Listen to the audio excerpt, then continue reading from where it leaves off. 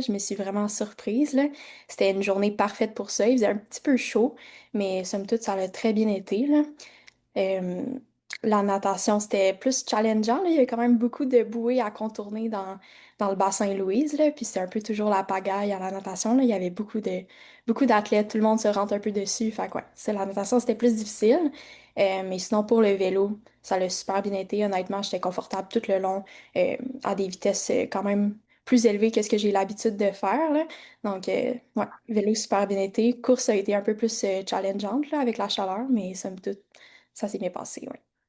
D'où vient ta passion pour ce sport-là? Puis à quel moment as-tu commencé à pratiquer? Ouais, ça s'est débuté graduellement, honnêtement. J'ai commencé par faire une session de maître nageur.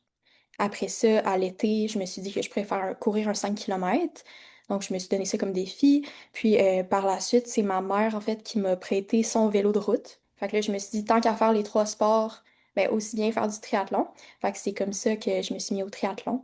Puis, j'ai l'impression que quand on devient adulte, tu sais, tout le monde fait ça. Tu te poses pas de questions, puis tu fais moins un sport parce que tu es passionné de faire un sport. Là, je me suis rendu compte qu'en m'entraînant en salle, ça m'apportait plus autant de bénéfices. Tu sais, j'étais pas. Fallait que je me force pour y aller. Fait que là, je me suis dit que c'était peut-être le temps d'essayer autre chose. Puis justement, avec le triathlon, je trouve ça vraiment le fun parce que c'est comme revenir un peu en enfance. J'ai l'impression de retomber en amour avec un sport, d'aller à des compétitions. On fait des camps d'entraînement aussi avec mon club de triathlon. Donc, ouais. Comment on arrive à concilier les études en médecine puis l'entraînement? Faut savoir reconnaître ses priorités. C'est dur parce que là, on est dans notre vingtaine, il y a plein de choses qui ont l'air super le fun, mais il faut vraiment savoir qu'est-ce qui est le plus important pour nous. Apprendre à dire non aussi à ses amis, même si des fois sont déçus. Fait que vraiment reconnaître ce qui est important, dire non, puis surtout prioriser son sommeil là, pour concilier l'entraînement puis les études, c'est quand même, il faut que ça soit une priorité dans ta liste, là. Mm.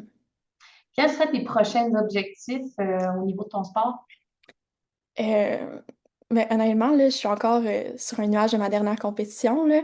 Comme tout s'est super bien passé, j'ai atteint tous mes objectifs.